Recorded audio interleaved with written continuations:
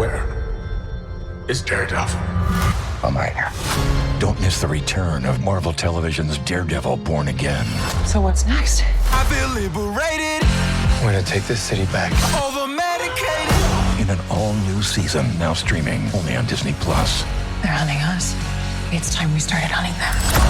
I can work with that. This should be tons of fun.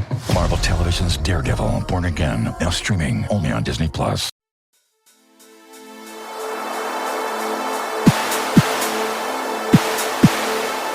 The History of the World podcast, written and presented by Chris Hasler.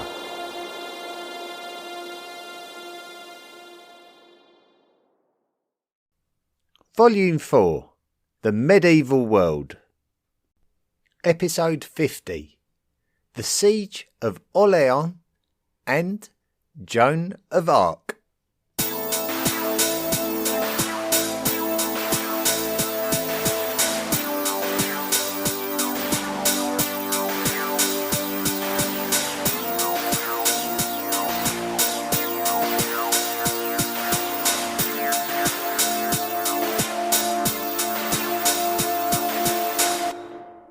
Our story this time begins with the Treaty of Troyes in the year 1420. King Henry V of England's successes in the north of France enabled England to make demands of the French, which tipped the balance of the ongoing 100 Years' War in favour of the English. The 100 Years' War is a retrospective name for the various battles between England and France throughout the 14th and 15th centuries. The cause for the tension between this period very much stemmed from the value to the English of French lands that they claimed should be subject to them, whereas the French wanted the English completely off of the continent and restricted to the island of Great Britain.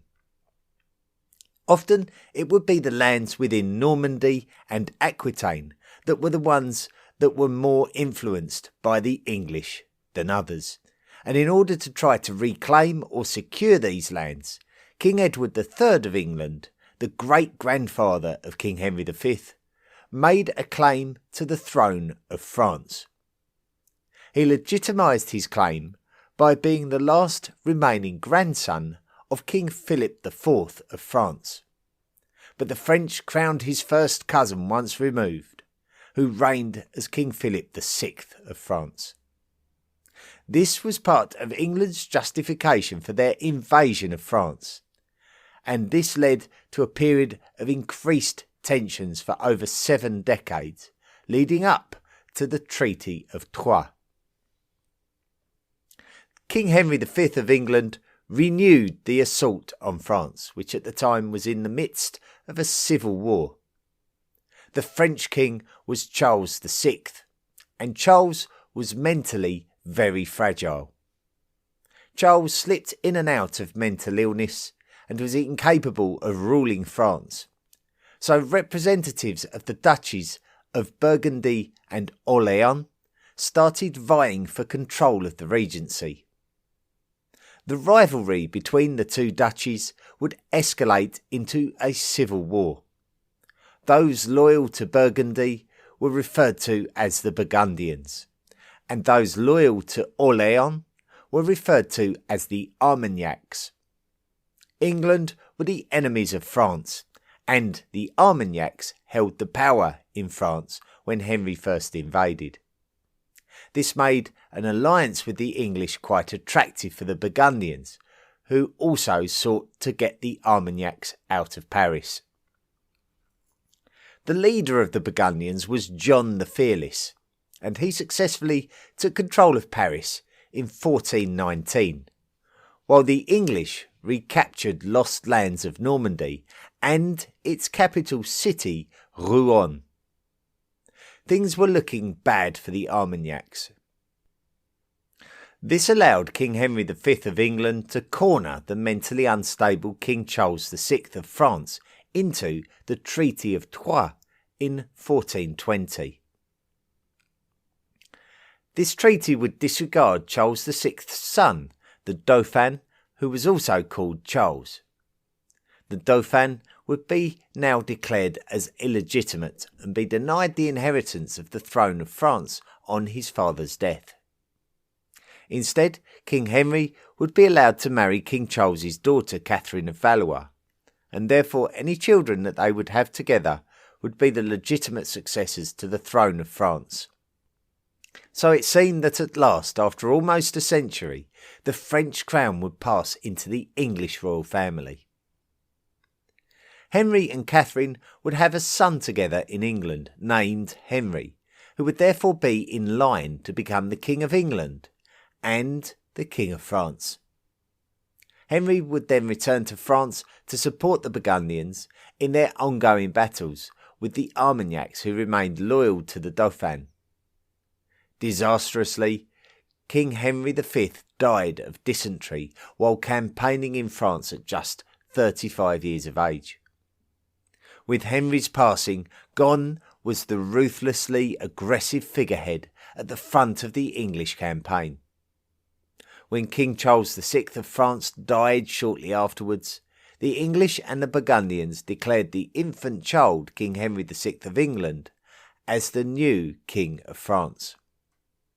King Henry V's younger brother, John of Lancaster, Duke of Bedford, would become the regent in France for the new king, although the Armagnacs refused to recognise the Lancastrians as the rulers of France.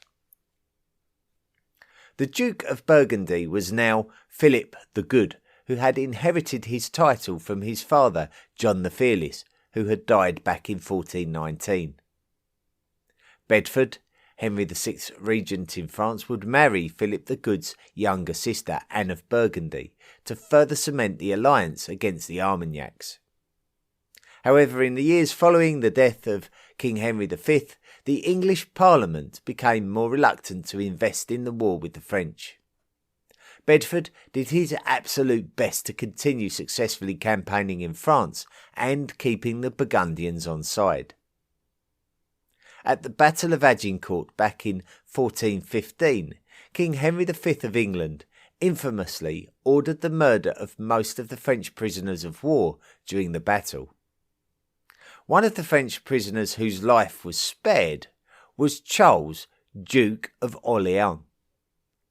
Orléans was the city that was the origin of the Armagnac movement, which fell from dominance in France after Henry V's invasion of Normandy, when the Burgundians expelled the Armagnacs from Paris. Orléans' location and symbolism was of strategical importance, and if the English could take Orléans, then the eventual total conquest of France would not be out of the question. One of the men who had fought alongside King Henry V at Agincourt was Thomas Montague, the 4th Earl of Salisbury. After Henry's death in 1422, Salisbury would continue to campaign in France on behalf of the English, before returning back to England later in the decade.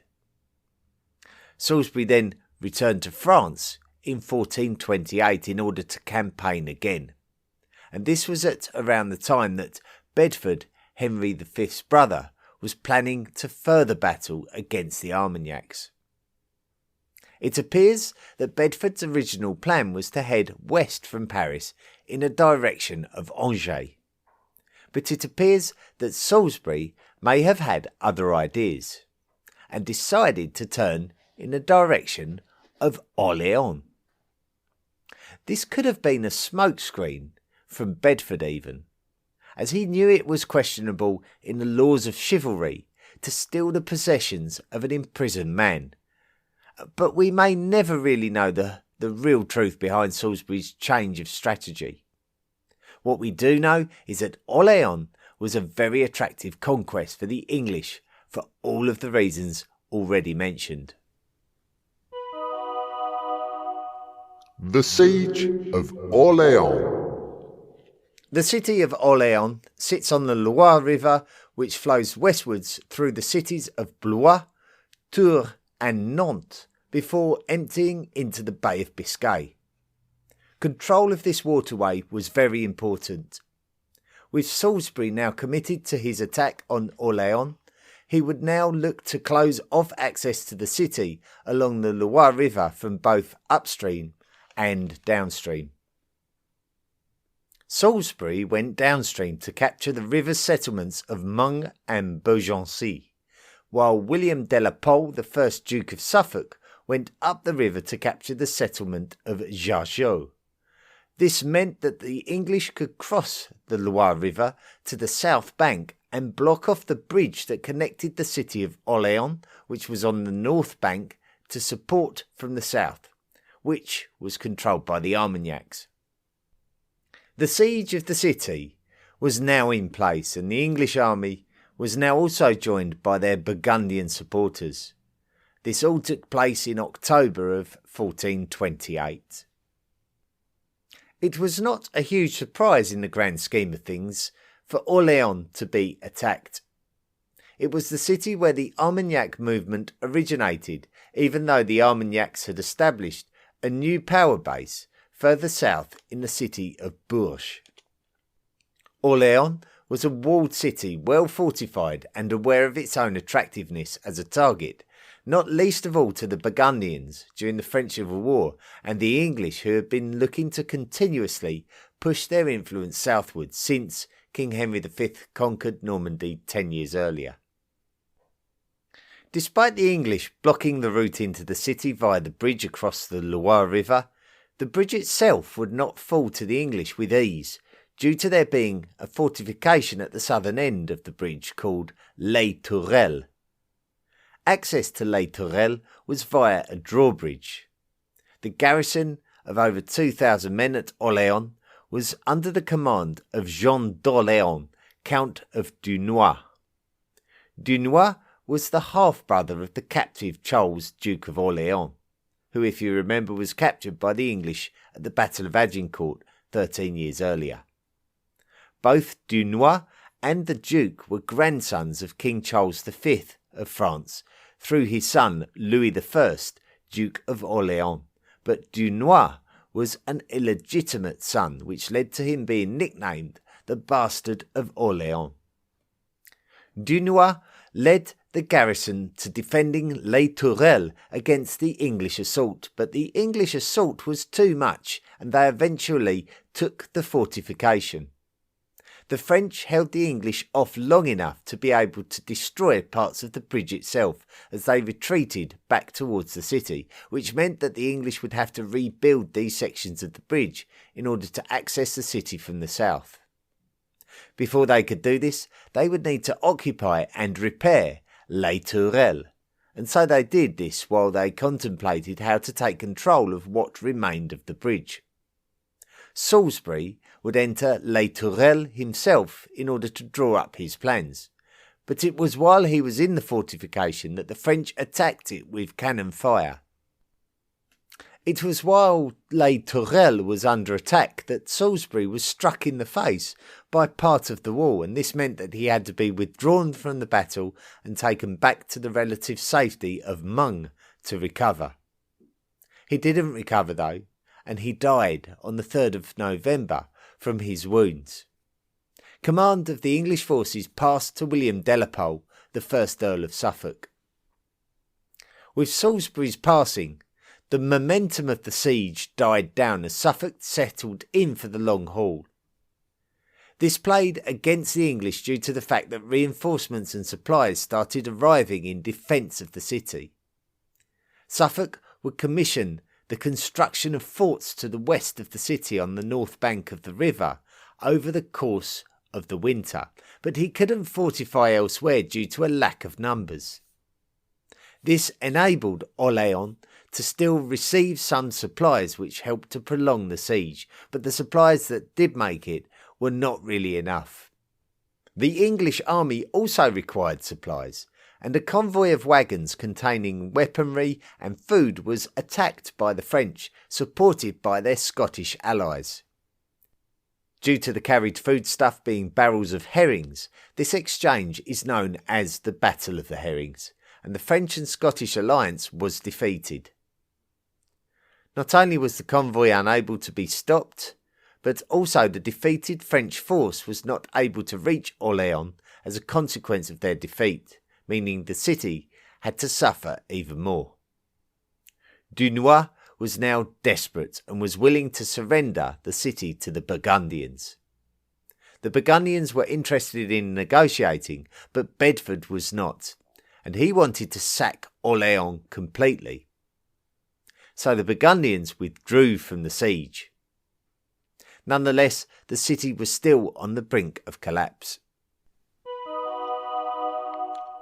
Joan of Arc.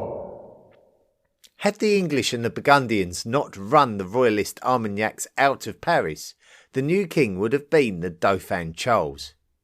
Since the death of Charles VI in 1422, the crown was disputed between King Henry VI of England and the Dauphin, who was now proclaimed by the Armagnacs as King Charles VII. However, Charles was not particularly proactive at answering the call for action against the English, who were now close to seizing the city of Orléans and unlocking the path to the Armagnac strongholds in the south. That is until the arrival of a humble peasant girl at the court of Charles VII, which changed the course of history. The peasant girl's name was Joan, and she was born in the east of France in a village called Domremy. As she entered her teenage years during the mid-1420s, Joan started seeing visions of Christian angels and martyrs and claimed that they were giving her instructions. The instructions were telling her that she had been selected to be the saviour of the French. Joan continued to see such visions for the next 3 years, and so she then felt compelled to act and looked to find the nearest French army unit to instruct them of what she felt was her calling. Of course, she wasn't taken seriously when she did unveil her story, and she was powerless to do anything significant, but she did not give up. She would return to the army and persuade them to give her an audience with the commanders. There, she reiterated once again that she had been instructed to save France, and she may have even predicted the occurrence and the result of the Battle of the Herrings, in which a combined French and Scottish force were defeated attempting to head off an English supply convoy. This seemed to be enough to convince the commanders that there could be some form of divine interference, and so they agreed to transport Joan to the court of Charles VII, some 200 miles away, which was currently in the west at a place called Chinon. When she arrived in the company of Charles, Joan once again explained her visions. Charles was somewhat desperate for some hope in his precarious situation as the new king of a fragile France, and some historians think that he was more open-minded to Joan's claims of seeing visions due to the fact that his own father, the now deceased Charles VI, was also prone to seeing visions. Joan was so focused and determined to carry out what she believed to be her undeniable destiny to save France that Charles was somehow convinced to roll the dice on her. So Joan was granted the ability to travel with a contingent of the French army that were taking supplies to the people of Orléans. With the loss of the Burgundians from the siege, the French felt empowered to fight back against the English, but they were still highly cautious of the English that had made their existence miserable for the last 5 months. Joan would petition the English to relinquish the siege, warning them to return all French possessions to France. Of course, there was no way that the English would take such a demand seriously from any French person, least of all a low-born French peasant girl. Joan was able to enter Orléans, and she appeared to be ready for frontline battle against the English. Her visions had obviously made her feel unbeatable, and so her faith made her fearless. She arrived in Orléans like a breath of fresh air, the likes of which had not been experienced before. This diminutive young lady with infallible confidence was quite unbelievably entering the middle of a ghastly siege with the blessing of the French King Charles VII. The people of Orléans were desperately trying to break the siege, and they were willing to put their faith into anything that would help their cause. Joan would reportedly speak to the French garrison about how God was in their favour, and she would endeavour to appeal to the French soldiers to behave in a manner befitting of God's favour, such as refraining from swearing. The French commanders were wary of Joan's demands to throw everything at the English in order to break the siege, but they would be right to listen to her, as the English were vulnerable without their Burgundian allies, and English fortresses were already feeling the pressure of the French attacks in any case. Eventually, the French decided to put all of their energy into breaking the siege, and they were successful. The English abandoned Les Tourelles and abandoned their western forts, retreating to the north. In the midst of the battle, Joan was reportedly on the front line, fighting in full battle armour alongside the soldiers of the French garrison. Her banner displayed a pious image of Jesus Christ, alongside the French arms, the fleur-de-lis. Different accounts tell different stories about how she was struck by a projectile on the helmet while scaling a wall, which split her helmet, while others describe how she was struck by an arrow before being treated and rejoining her comrades on the front line again. Whether the French had the English near enough defeated by the time of her arrival or not, it does appear that Joan played an important part in lifting the morale and the belief of the French army at Orléans to a greater or lesser degree. The English withdrew to their settlements on the Loire River, and the French decided that even though Orléans had been spared, that they needed to capitalise on their momentum and terrorise the English garrisons. In the month following the lifting of the siege on Orléans, the French scored a further victory at Patay, but this time Joan of Arc stayed with the rearguard. The French were now gathering pace and self-belief, with volunteers now joining the ranks of the army. The English retreated to Paris, leaving the door open for the royalist Armagnacs to move into Burgundian-held territory. The aim was to march on the city of Reims, where Joan encouraged Charles VII to officially be crowned to further bolster the French morale. The significance of the city of Reims was that it was a stronghold of the Burgundians, as it was to the east of Paris. After successfully marching on Reims, the disinherited Dauphin from the Treaty of Troyes 9 years earlier was now officially crowned King Charles VII of France, and the next objective would be to attack Paris and remove the English.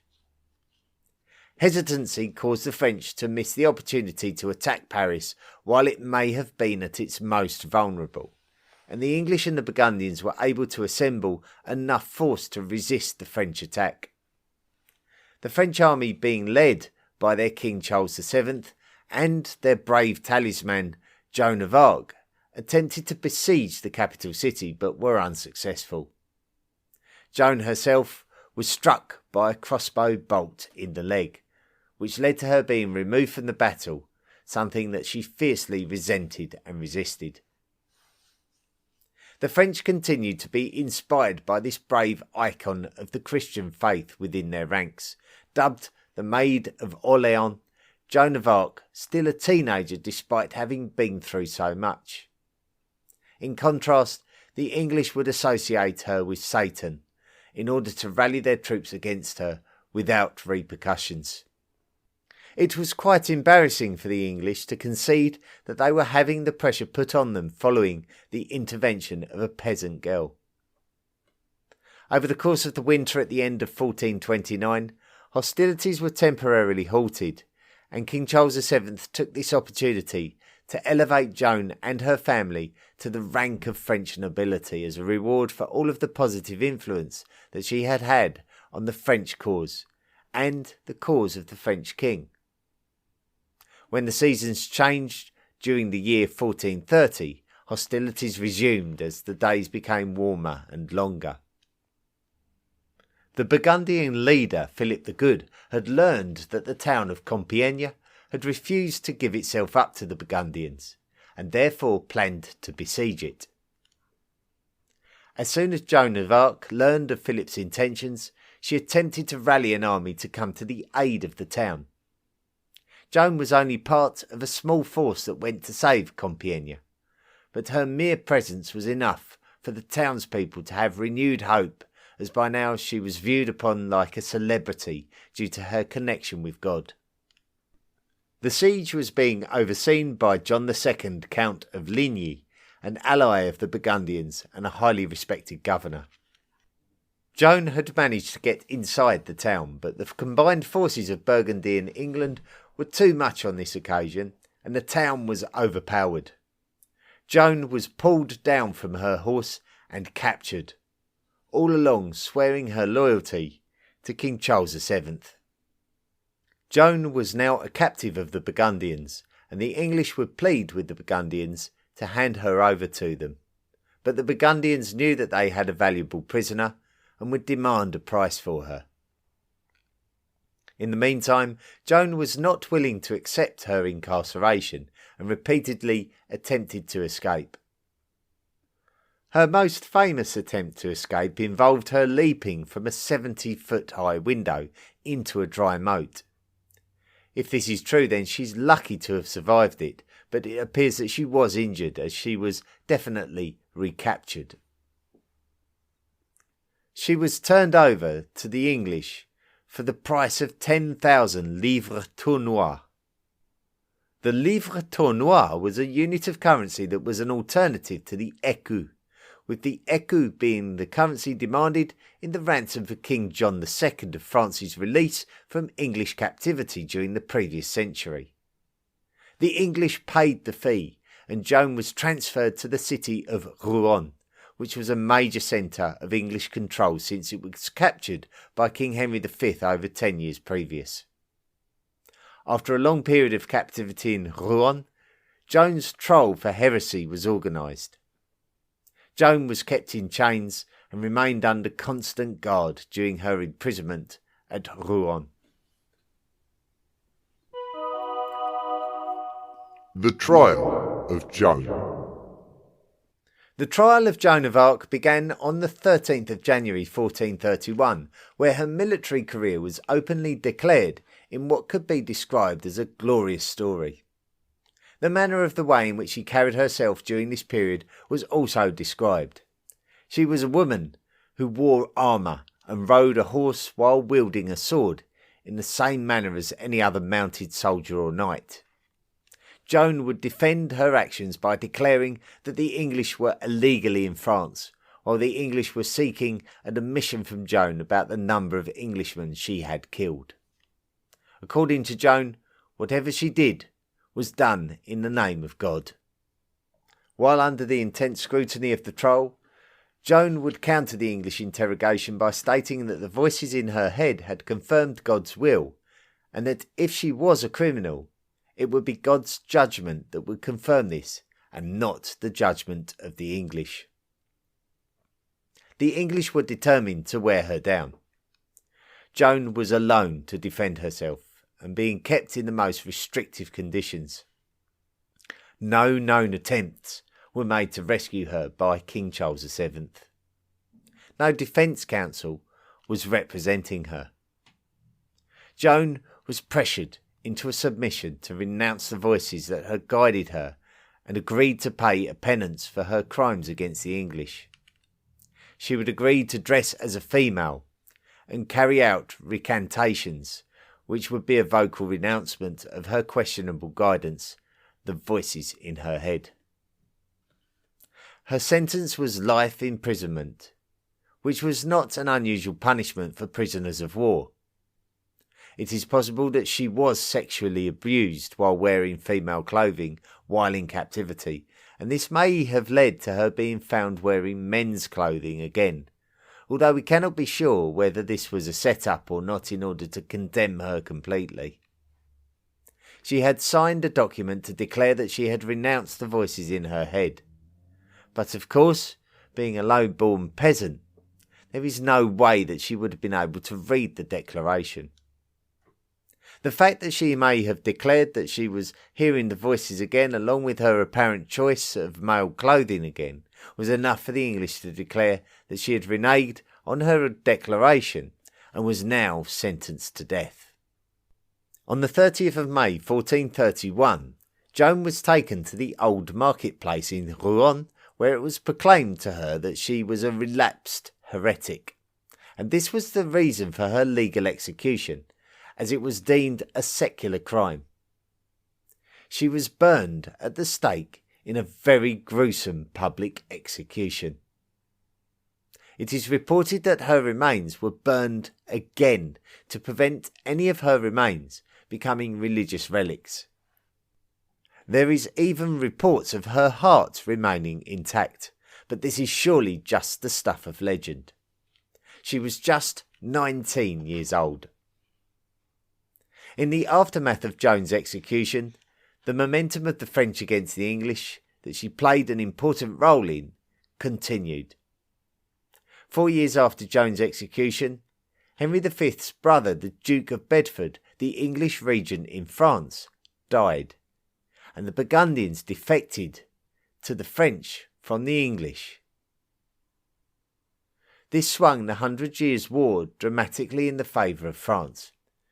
But it would be correct to say that the brief period in which Joan of Arc was directly involved in the French fight back was the beginning of the turn of the tide against the English, who were the dominant force in France and well on the way to securing the crown of France on the King of England's head. Joan of Arc was found guilty of heresy and was executed accordingly in the city of Rouen. The collapse of English territory in France continued under King Charles VII, and in 1449 the French were able to recapture the city of Rouen, which had been taken by King Henry V of England around 30 years earlier. This enabled the French to obtain the official documents of the trial of Joan of Arc, and an investigation into the validity of the trial would come into effect in the following years. The significance of this was for the fact that Joan was directly involved in the crowning of King Charles VII, so the clearance of Joan's name would further validate Charles as the correct King of France, and would show the French cause against the English as religiously just. By 1456, the trial of Joan of Arc was declared as invalid, and her family would at least know that the record had been set straight. The declaration of Joan's innocence was made by Pope Calixtus III. It would be another 400 years before a new movement emerged in France that would petition for Joan to be canonised, and it would take until 1920 for this process to be completed, by which time the Pope Benedict XV declared that Joan could now be referred to as Saint Joan of Arc, with her feast day being on the 30th of May, the very same day as her execution.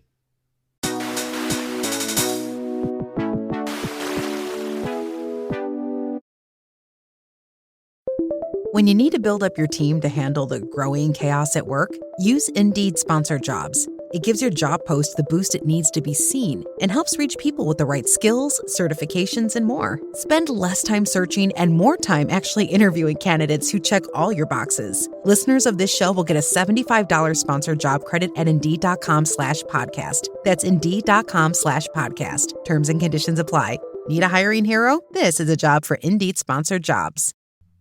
Thanks very much for listening to this latest episode of the History of the World podcast, all about the Siege of Orléans and Joan of Arc. A very tragic story about a very heroic young woman, and the real tables turning in this whole war, this 100 Years' War, I should say. And the English were dominant until that period when Joan of Arc came along, and then suddenly the momentum switched. And the French still recognise her to this very day as a very, very important part of their country's cultural history as a consequence of what she did. We don't really know why she's called Joan of Arc. We don't know what Arc really is. Some historians suspect it might be a reference to her family rather than the place she came from. We know she was born in Domremy. nothing in that name suggests the word ark, so we don't really know, but it's interesting to speculate anyway. Go and have a bit of research yourself and let me know if you can find out the answer to that one. Now, if you appreciate the podcast and you want to help support the podcast, you might be pleased to know that you can. You can go to the historyoftheworldpodcast.com website and click on the Patreon link, where you can sign up to make a monthly contribution. You can qualify for rewards and get special access to the debrief episodes, which are published most weeks with the main episode. If you want to get a bit more History of the World podcast and want to know about some of the background of that episode and a little bit about what's going on behind the scenes at the History of the World podcast, then you can just by signing up to become a patron. You can also subscribe through Spotify podcasts as well, and then you get access to the exclusive episodes through Spotify. You can also listen to the original special episodes of the Picts and Snorri Sturluson when these two episodes were originally published, so you can still access them if you are a Spotify subscriber. Spotify, it's called Podcasts for Spotify, or Spotify Podcasts. It used to be called Anchor, but now Spotify have rebranded it, and it's and you can subscribe through there for these special episodes. We'd like to welcome in to the History of the World podcast Illuminati this time Ken Brown and Justel, both of which have signed up to make monthly contributions. We're very, very grateful to you, and thank you very much. The Ancient World Cup. We're really getting to the end of the Ancient World Cup now. It's been a long journey, hasn't it? And we've boiled it down to the last three teams, which means we already know one of our finalists, which were the ancient Egyptians. We've now just got to find out who their opponents will be in the final. We originally had 64 teams.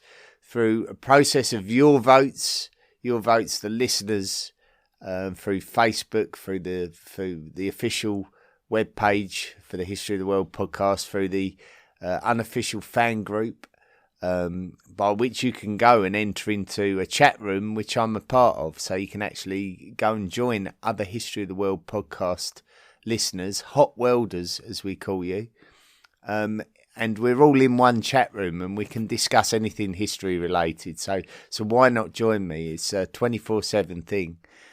So come and join into that. It's at the History of the World podcast Facebook unofficial fan group, and you can find the link in the interact section on the History of the World podcast.com website. Also, Twitter and Instagram are the other two voting platforms on which you can join in.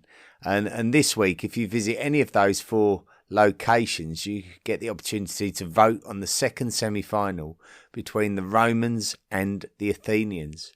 So we've got real classical European history, the ultimate here, the ancient Rome and ancient Greece.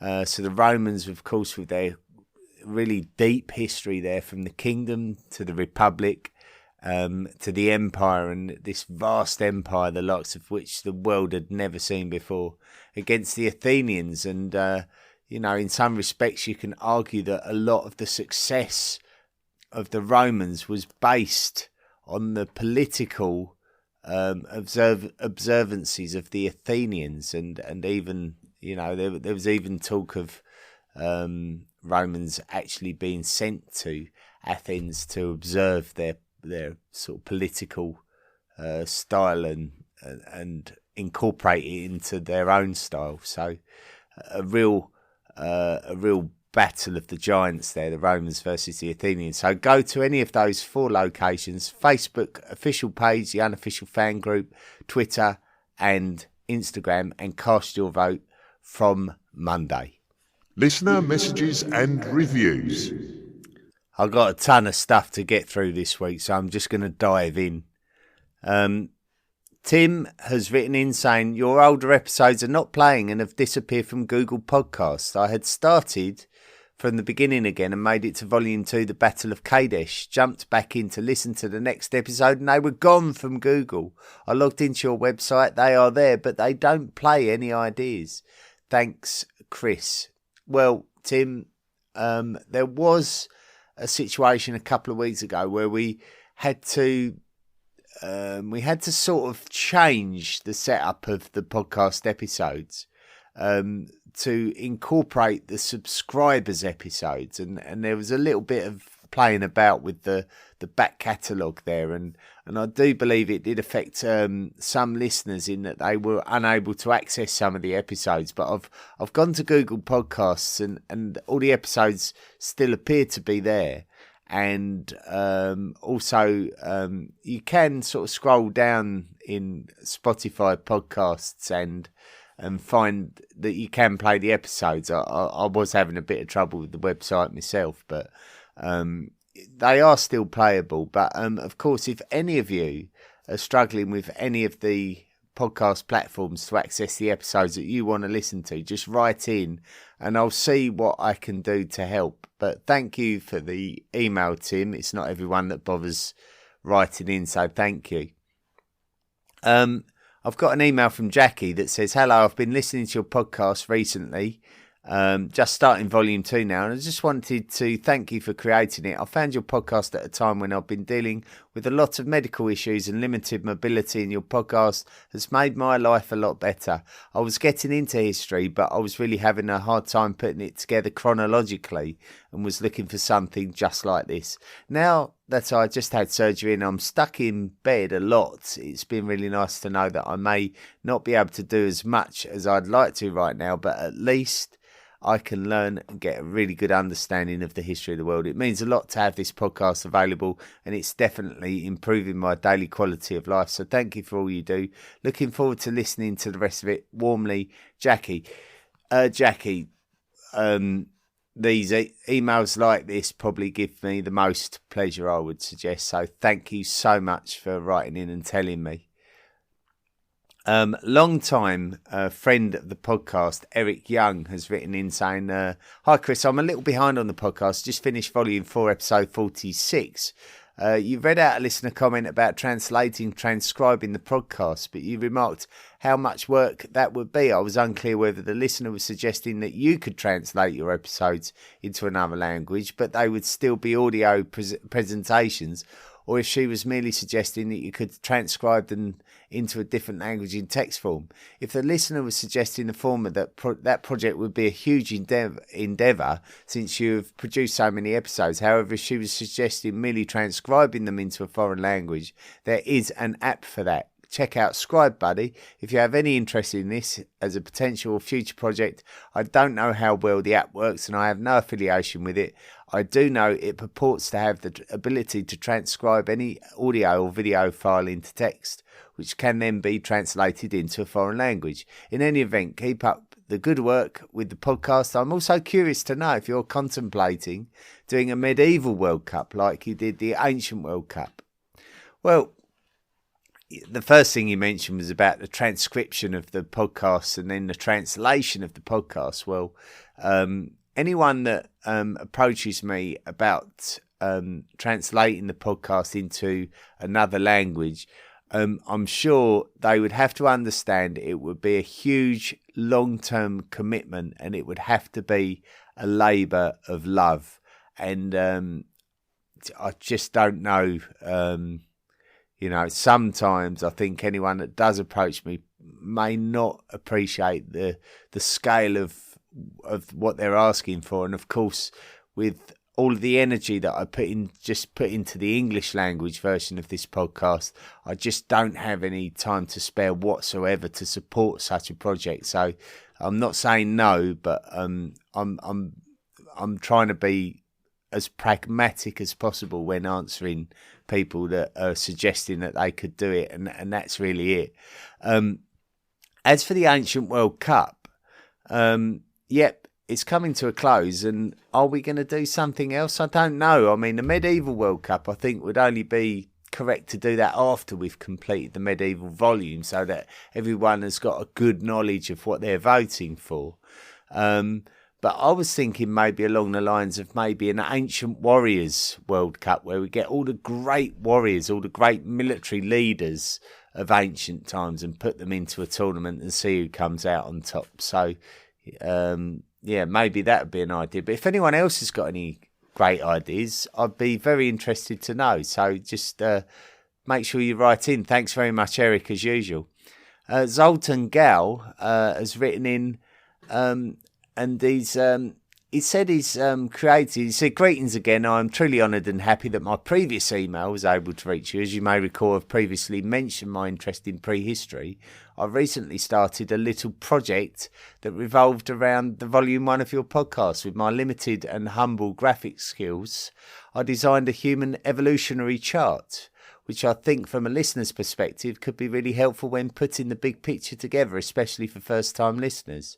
Since the chart is in its early stages, I'm seeking your expert opinion and feedback on it. If there's anything missing or inaccurate information, please let me know. I understand that you are busy with your podcast, but any feedback you can provide at any time would be greatly appreciated. Furthermore, I plan to enrich the chart in the near future with cultures, fossils, and even migration routes. Best regards, Zolly." Well, I did take a look at your evolutionary tree, Zolly, and I thought it was a very solid chart, and I think definitely continue with it. It's always difficult for me to criticise the nature of the chart, because there's so many different points of view about how the chart relates to each section, but I think you've done a very strong job with it, Zolly, and certainly continue with it, and you're welcome to publish it on the social media platforms. I'm sure other people will get a lot of pleasure from looking at it. Charlene Berger has written in and put, "I love your podcast. Just restarted from the beginning. I wanted to send you a link to an article I just read from the New York Times online articles. You can probably access it directly. It was posted today, March the 7th, written by Carl Zimmer, entitled 'Ancient DNA Reveals History of Hunter-Gatherers in Europe.' It presents evidence of 8 previously unknown populations of early Europeans." Well, thank you, Charlene.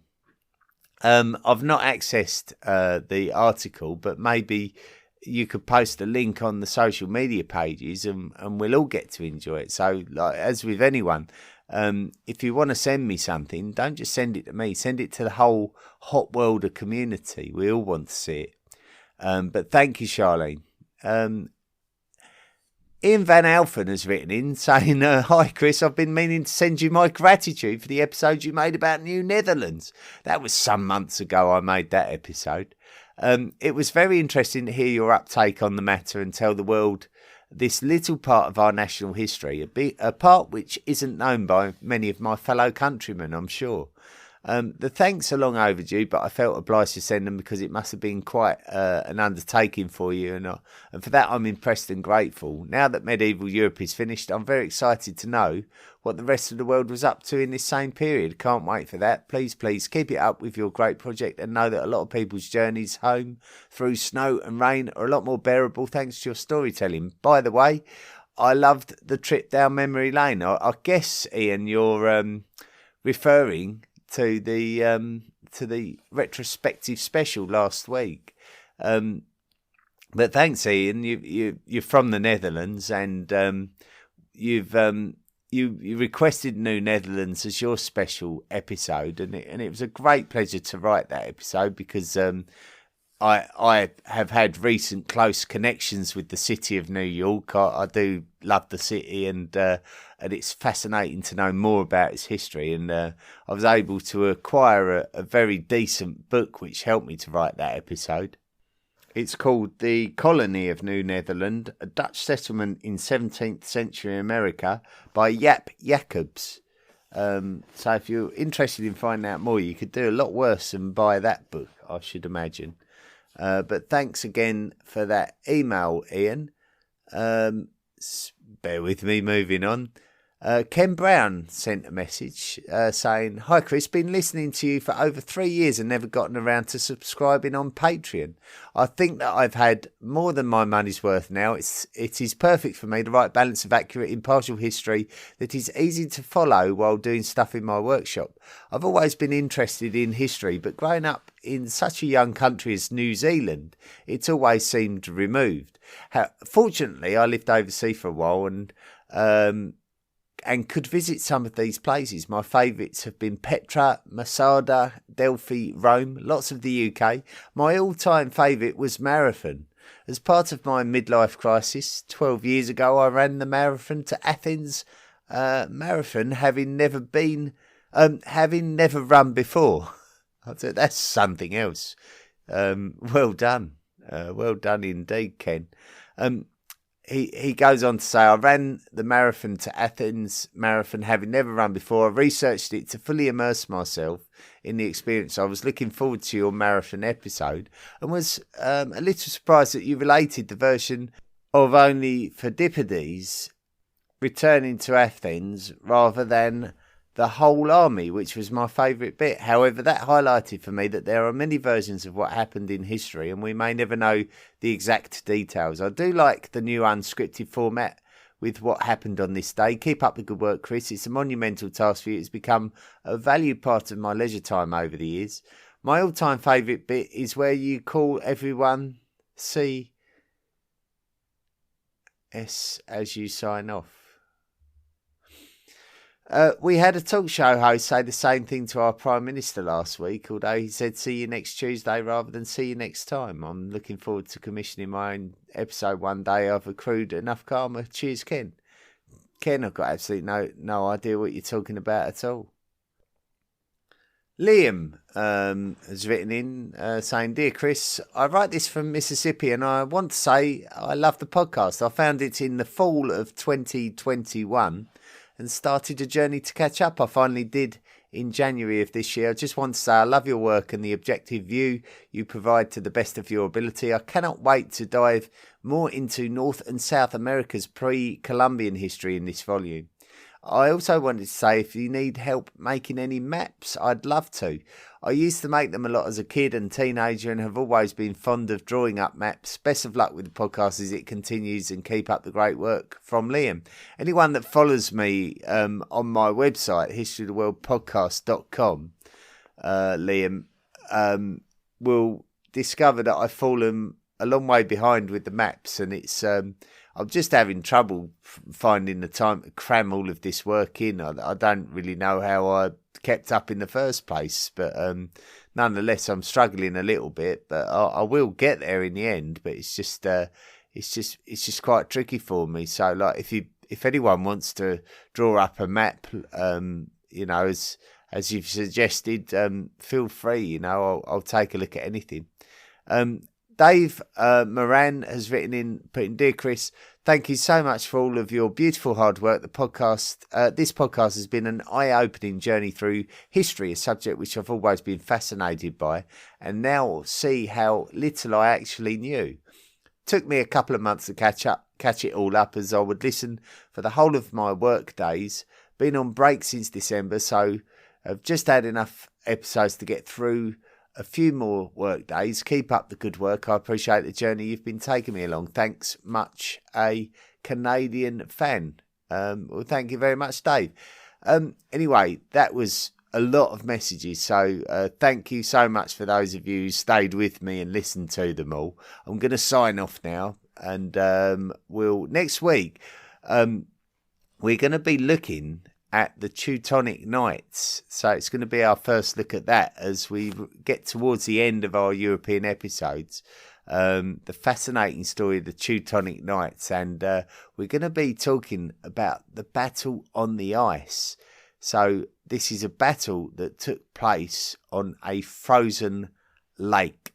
So that will be next week's episode. So join me then. Until then, thanks for listening and be good. Study and play come together on a Windows 11 PC. And for a limited time, college students get the best of both worlds. Get the Unreal College Deal. Everything you need to study and play with select Windows 11 PCs. Eligible students get a year of Microsoft 365 Premium and a year of Xbox Game Pass Ultimate with a custom color Xbox wireless controller. Learn more at windows.com/student offer. While supplies last. Ends June 30th. Terms at aka.ms/collegepc. The History of the World podcast, written and presented by Chris Hasler. Please consider making a financial contribution by going to the historyoftheworldpodcast.com website and clicking on the Patreon link. Email the show at historyoftheworldpodcast@mail.com. And don't forget to join our social media at Facebook, Twitter, Instagram and Tumblr. See you next time.